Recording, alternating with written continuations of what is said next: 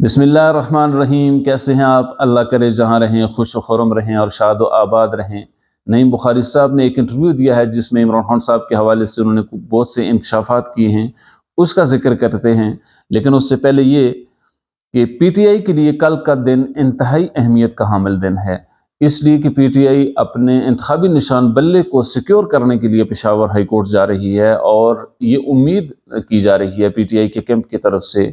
اور عمومی طور پر یہ دیکھا گیا ہے کہ پشاور ہائی کورٹ سے ہمیشہ پی ٹی آئی کے لیے مثبت فیصلے آتے ہیں۔ اس کو دیکھتے ہوئے یہ کہا جا سکتا ہے کہ پی ٹی آئی کل جب پشاور ہائی کورٹ میں جائے گی، انصار عباسی صاحب نے اس کو رپورٹ کیا ہے کہ پی ٹی آئی کی یہ کوشش ہے کہ کل ہی کے دن یہ کیس اس کی سماعت ہو جائے اور فیصلہ ان کے حق میں آ جائے۔ اگر فیوریبل فیصلہ ہو جاتا ہے تو پھر تو ان کے لیے انتخابی نشان بلہ ان کے لیے سیکیور ہو جائے گا، لیکن اگر فیوریبل نہیں ہوتا تو پھر ان کے پاس سپریم کورٹ جانے کا آپشن موجود ہوگا۔ الیکشن کمیشن نے جو الیکشن کے حوالے سے بینرز وغیرہ پمفلٹس کے لیے ایک ضابطہ جاری کیا ہے، جس میں مختلف سائز بتائے گئے ہیں کہ ان سائز کے اندر آپ نے پمفلٹ بنوانے ہیں، آپ نے جو بینرز وغیرہ بنوانے ہیں۔ لیکن یہ یاد رہے کہ جتنے بھی ضابطۂ اخلاق الیکشن کمیشن جاری کرتا ہے کہ اتنا آپ نے خرچہ کرنا ہے، اس سے کئی گنا زیادہ یہ لوگ خرچہ کرتے ہیں۔ ویسے اگر دیکھا جائے تو الیکشن صرف امیر لوگوں کا کھیل ہے، غریب آدمی اور ایک عام آدمی صرف نعرے لگانے کے لیے ہے اور صرف پرچی ڈالنے کے لیے، اس سے زیادہ کو اس کے پاس اختیار نہیں ہے۔ کیونکہ اگر دیکھا جائے تو نواز شریف صاحب کو نااہل کیا گیا اس بنیاد پر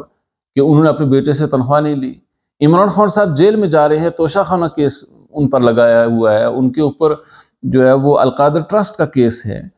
لیکن آج تک جتنے بھی ضابطۂ اخلاق انہوں نے جاری کیے پیسے خرچ کرنے کے اعتبار سے، سب کی دھجیاں اڑائی جاتی رہیں الیکشن کمیشن کے ان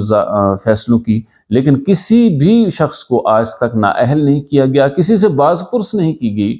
کہ جو طے شدہ رقم تھی اس سے زائد آپ نے پیسے خرچ کیوں کر دی۔ اور دوسری طرف ایک آدمی اٹھتا ہے، وہ 5-5 6 حلقوں میں الیکشن لڑتا ہے، 2-2 3 حلقوں سے الیکشن لڑتے ہیں، جیتنے کے بعد ظاہر ہے اس نے ایک سیٹ رکھنی ہے، اب باقی سیٹوں پر جب دوبارہ الیکشن ہوگا پھر بھی اسی قوم کا پیسہ خرچ ہوتا ہے۔ الیکشن کمیشن اگر یہ طے کر دے کہ ایک سیٹ رکھنے کے بعد جو باقی سیٹیں وہ چھوڑے گا اس کا خرچہ وہ خود کرے گا، تو پھر پتہ چلے گا کہ کون آدمی کتنے حلقوں سے الیکشن لڑ سکتا ہے۔ لیکن یہ ایسے فیصلے الیکشن کمیشن کبھی بھی نہیں کرے گا، ایسے ٹھوس اقدامات کبھی بھی نہیں اٹھائے گا جس سے عام آدمی کو فائدہ ہو۔ اگر سارے الیکشن لڑنے والوں کو پابند کیا جائے کہ وہ اتنے اماؤنٹ کے اندر ہی الیکشن لڑیں گے تو پھر عام آدمی بھی الیکشن لڑنے کے اہل ہو سکتا ہے۔ لیکن جب الیکشن ہوتے ہیں تو پیسے کی بوریاں کھول دی جاتی ہیں، اس وقت الیکشن کمیشن سویا ہوتا ہے۔ یہ گیم صرف امیروں کی ہے، غریب آدمی کا اس میں کوئی رول نہیں رہتا سوائے اس کے کہ وہ پرچی اپنے باکس میں ڈال دے۔ وہ بھی اس کی خوش قسمتی ہے کہ وہ جس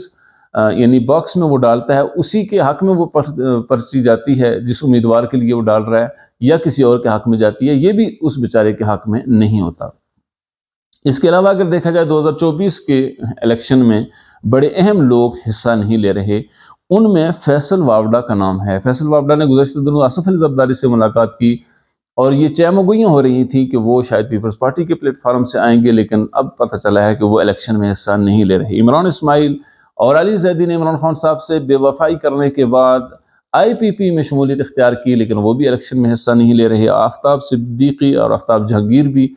الیکشن نہیں لڑ رہے۔ اس کے علاوہ Chaudhry Shujaat Hussain P M L Q کے وہ بھی الیکشن میں حصہ نہیں لے رہے۔ آصفہ بھٹو کے لیے کہا جا رہا تھا کہ وہ 2024 میں الیکشن میں حصہ لے کر عملی سیاست کا آغاز کریں گی، لیکن وہ بھی الیکشن میں حصہ نہیں لے رہی۔ شاہد خاقان عباسی جو بڑے خبروں میں رہے وہ بھی الیکشن میں حصہ نہیں لے رہے، اور اس کے علاوہ مفتاح اسماعیل اور نیر بخاری بھی انہی لوگوں میں شامل ہیں۔ آئی پی پی نے قومی اسمبلی کے لیے 18 اور صوبائی اسمبلی کے لیے 40 نشستوں پر کاغذات نامزدگی جمع کروائے ہیں۔ اب اندازہ کریں آئی پی پی کی حیثیت اور اہمیت کا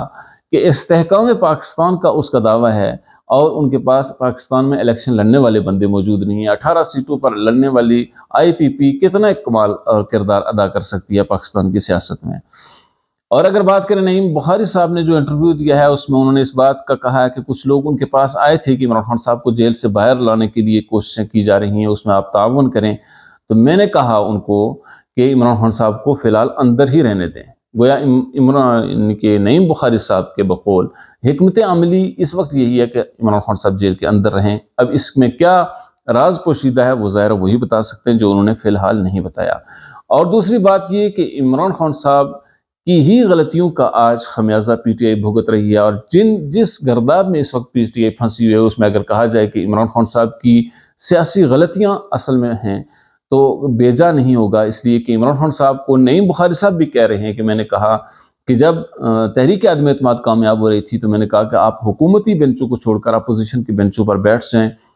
لیکن انہوں نے میری بات کو نہیں مانا۔ پھر ہم نے کہا کہ قومی اسمبلی صوبائی اسمبلیوں سے استعفے نہ دیں، ان کو نہ توڑیں، یہ آپ کی محفوظ جگہ ہیں، لیکن انہوں نے اس بات کو نہیں مانا۔ اور نعیم بخاری صاحب نے یہ بھی کہا کہ میں نے عمران خان صاحب کو کہا تھا کہ ان دو آدمیوں سے بچ کے رہنا ہے، ایک بابر اعوان اور دوسرا فواد چودھری۔ اور یاد رہے کہ فواد چودھری وہ آدمی ہے جس نے ہمیشہ عمران خان صاحب کو انکریج کیا اس بات پر کہ اسمبلیاں توڑ دی جائیں، اور جو ہے وہ اس سے ہمارا امیج اور ہماری ساکھ زیادہ بہتر ہو جائے گی۔ سو وہ محفوظ جگہیں جو عمران خان صاحب کے پاس موجود تھیں، اگر وہ اسمبلیاں نہ توڑی ہوتیں تو آج یہ صورتحال نہ ہوتی، اور آج عمران خان صاحب جیل میں نہ ہوتے، بلکہ پاکستان کی سیاست میں یقینی طور پر ان کی جماعت کو ایک بڑا یعنی پاپولیرٹی ہے اس کے پاس، وہ آج الیکشن میں ایک بڑا حصہ لینے والوں میں سے ہوتے۔ لیکن اس وقت کے کچھ ایسے احمق دوستوں نے ان کو ایسی رائے دی کہ وہ اس پر عمل کرتے رہے، اور یوں پی ٹی آئی آج اس گرداب میں پھنس چکی ہے جس سے نکلنا اس کے لیے محال ہو چکا ہے۔ ہماری ویڈیو کیسی رہی؟ اگر آپ کو پسند آئے تو اسے لائک اور شیئر ضرور کیجیے۔ السلام علیکم ورحمۃ اللہ وبرکاتہ۔